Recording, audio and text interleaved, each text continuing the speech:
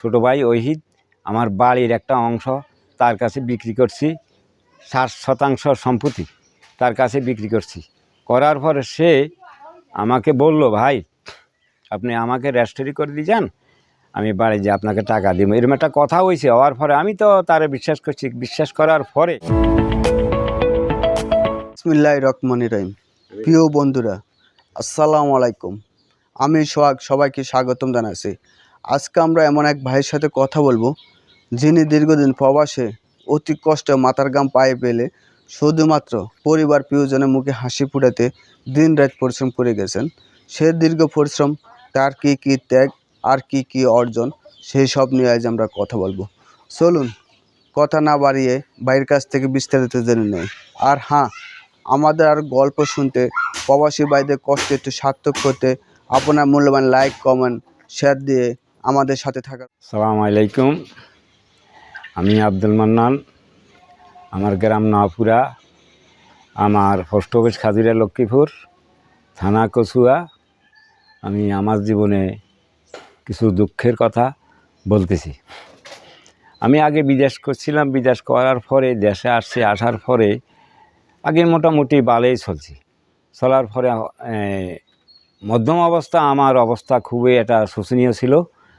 তখন আমি ইরাকে যাওয়ার জন্য একটু চেষ্টা করছিলাম। তবে ইরাকে যাওয়ার জন্য চেষ্টা করছি কোন জায়গার থেকে, Dhaka Banani career office, CAC হয়েছে যে আপনার এই যে রুহুল আমিন সাহেব।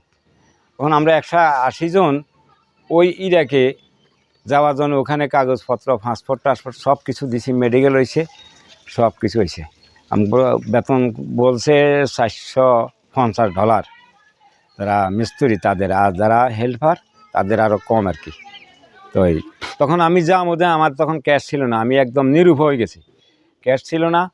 তখন আমি কিনলাম এক ব্যারাকের থেকে একটা লোন করলাম 2 লক্ষ টাকা।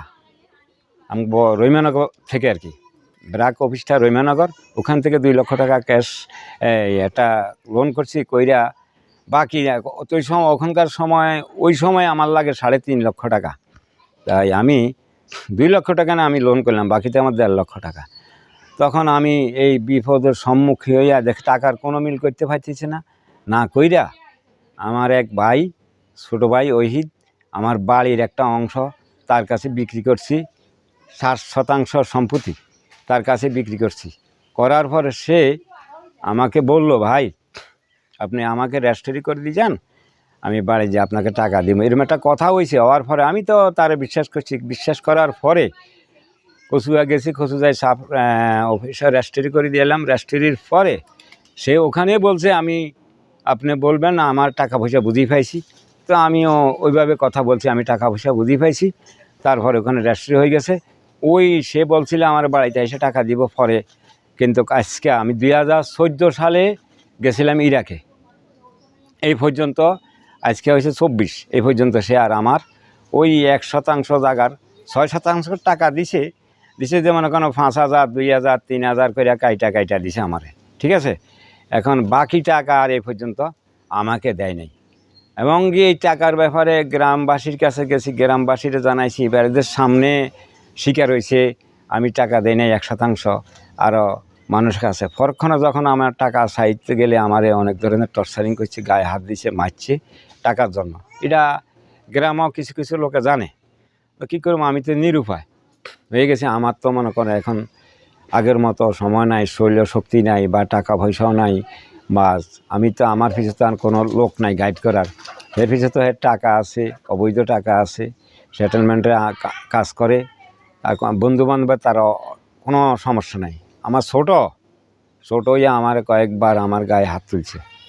এটা গ্রামে অনেক লোকেই মোটামুটি জানলে কি এগো, এটার প্রতিবাদ করার মতো না। প্রতিবাদ করলেও এর লগে কোনো কিছু নেই, তার কাছে কোনো মানবতা নেই।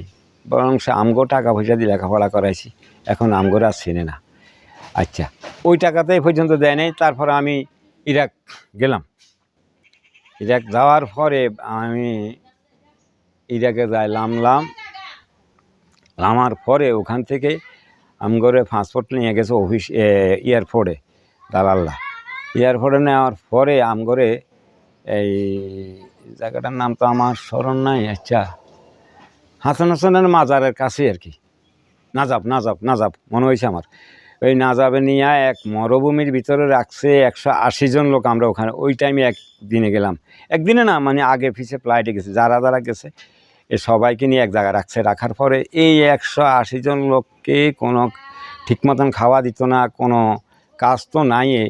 8 মাস 26 দিন আমারে ওখানে বন্দি করে রাখছে। এবং যদি প্রতিবাদ করলে উল্টা আরও মারধর করতো। মানে প্রথম ঢুকাইব একটা গেট আছে, আচ্ছা এই গেটে, এরপরে আরেকটা গেট আছে, এখানেও মানুষ থাকে বৈশা, এরপরে আরেকটা গেট, 3 নাম্বার গেটে ঢুকাইলে আর আপনার বাইরে কোনো যাওয়ার মতো সুযোগ নাই। আচ্ছা, এখন যাক ওখানে তো বন্দি করে রাখছে 8 মাস 26 দিন। বন্দি করার পরে দেশে যখন জানাজানি হয়েছে, আমগো একটা মামলা হয়ে গেছে। আমাদের আর গল্প শুনতে, প্রবাসী ভাইদের কষ্ট একটু সার্থক করতে আপনার মূল্যবান লাইক, কমেন্ট, শেয়ার দিয়ে আমাদের সাথে থাকার অনুরোধ জানাই।